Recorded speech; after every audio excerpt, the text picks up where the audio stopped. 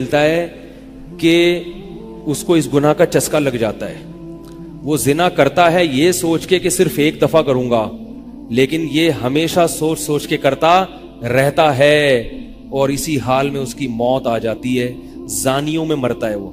یہ بہت بڑی بھول ہے کہ میں ایک دفعہ گناہ کر لوں پھر توبہ کر لوں گا. اور یہ شیطان اس لیے کرواتا ہے، یار دیکھیں تو صحیح اس گناہ میں لذت کیسی ہے، ذائقہ کیسا ہے. ایسی اللہ کی طرف سے اس پر پھٹکار برستی ہے نا زانی پر، وہ تڑپتا ہے کہ مجھ سے چھوٹ جائے.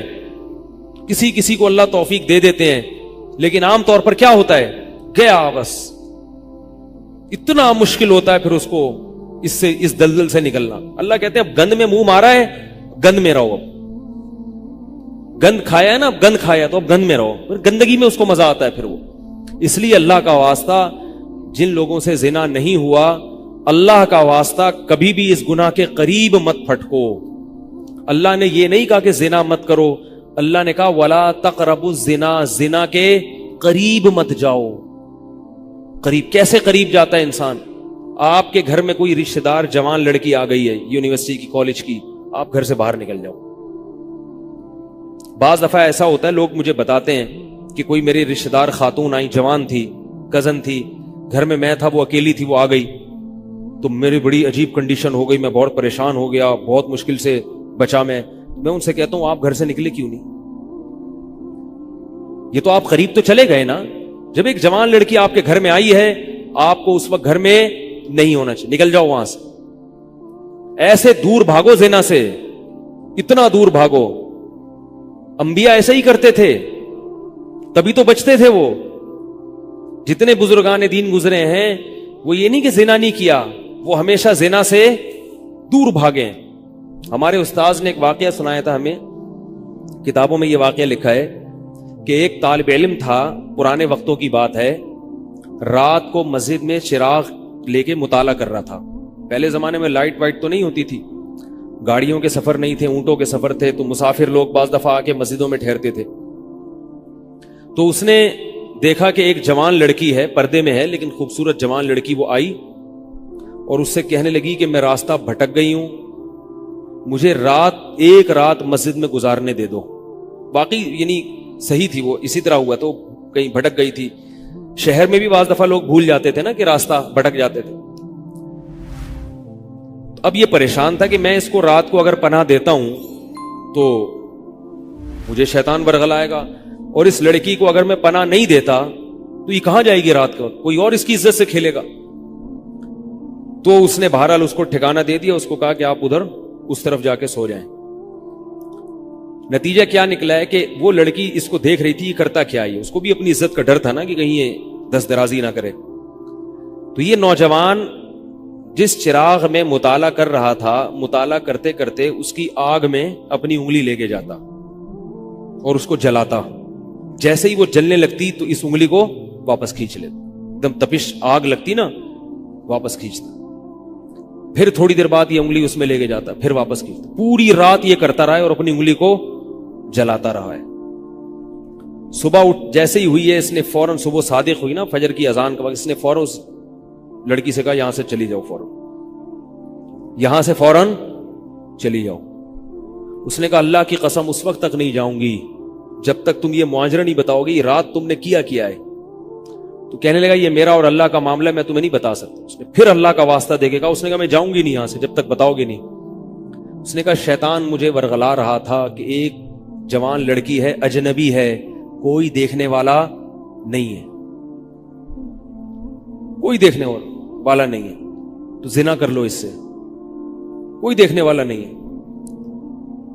شیطان مجھے لے کے جاتا تھا تو میں اپنی انگلی آگ میں جلاتا تھا، اپنے نفس کو یہ سمجھانے کے لیے کہ دنیا کی آگ برداشت کر سکتا ہے، جہنم کی بھی برداشت کر لینا، جہنم کی بھی برداشت کر لینا. پھر اور اگر تجھ سے یہ برداشت نہیں ہو رہی تو وہ کیسے برداشت کرے گا؟ کہہ رہے جب میں آگ میں جلنے لگتا تھا نا تو میری چیخ نکلتی تھی کہ یار یہ نہیں ہو رہی تو وہ کیسے برداشت ہوگی. حدیث میں آتا ہے جہنم کی آگ دنیا کی آگ سے 70 گنا زیادہ گرم ہے، 70 گنا زیادہ گرم. جب نبی صلی اللہ علیہ وسلم نے صحابہ کو یہ بات بتائی، ترمذی کی حدیث ہے کہ صحابہ کے سینے سے رونے کی ایسے آوازیں آنے لگی جیسے ہانڈی کھولتی ہے، ایسا روئے صحابہ، حالانکہ صحابہ گناہوں سے بچتے تھے، اتنا روئے ہیں کہ سینے کے جیسے ہانڈی کھول رہی ہوتی ہے ایسے ان کے سینے سے رونے کی آوازیں آئی ہیں، اور عرض کیا واللہ انہا لکافیۃ یا رسول اللہ، یا رسول اللہ یہ دنیا کی آگ بہت تھی عذاب دینے کے لیے، اللہ نے اس کو بھی 70 گنا زیادہ گرم کیا ہے۔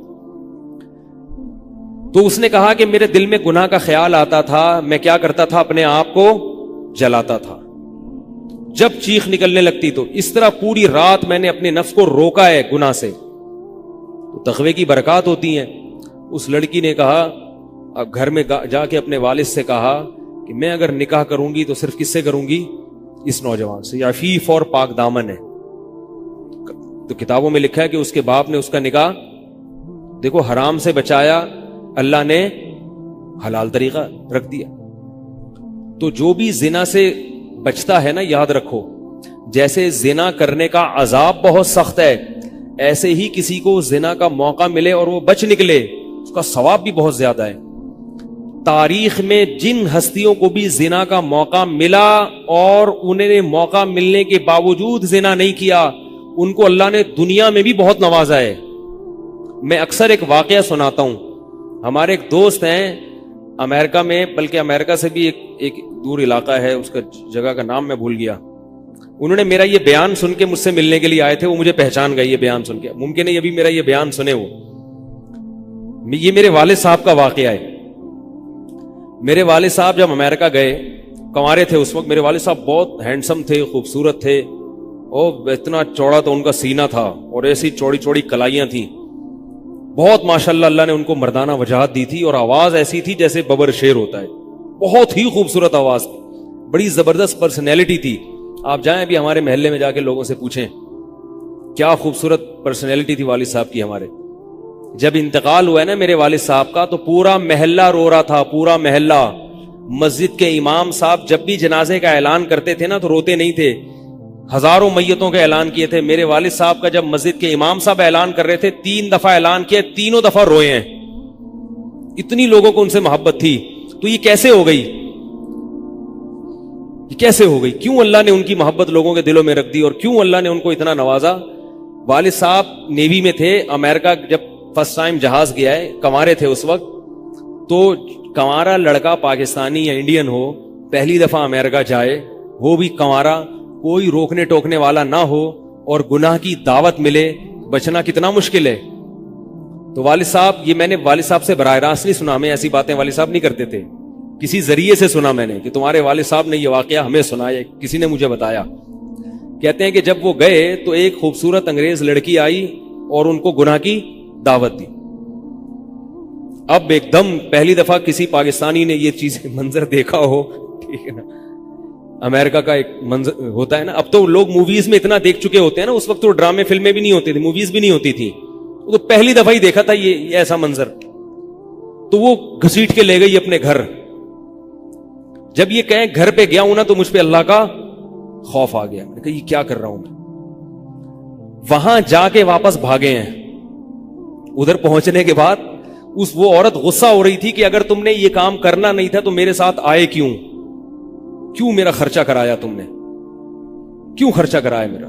تو آدمی اور شرمندہ ہو جاتا ہے نا کہ یار۔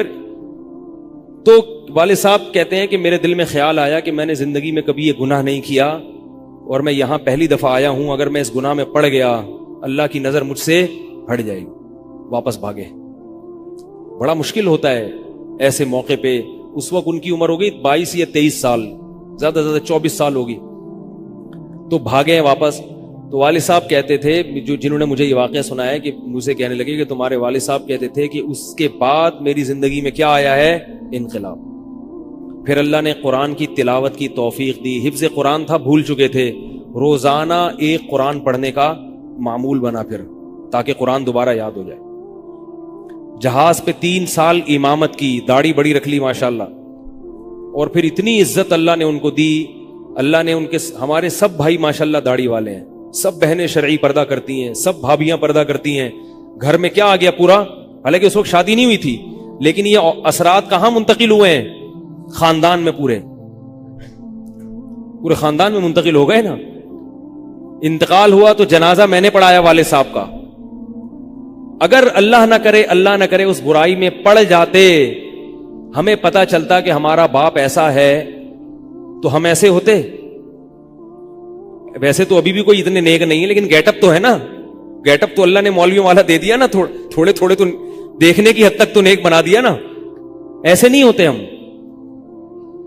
تو یہ جو برکات ہیں یہ نسلوں میں منتقل ہوتی ہیں. نسلوں میں اتنی عزت دی اللہ نے, اتنی عزت دی تھی کہ انتقال کے وقت محلہ رو رہا تھا, پورا محلہ رو رہا تھا انتقال.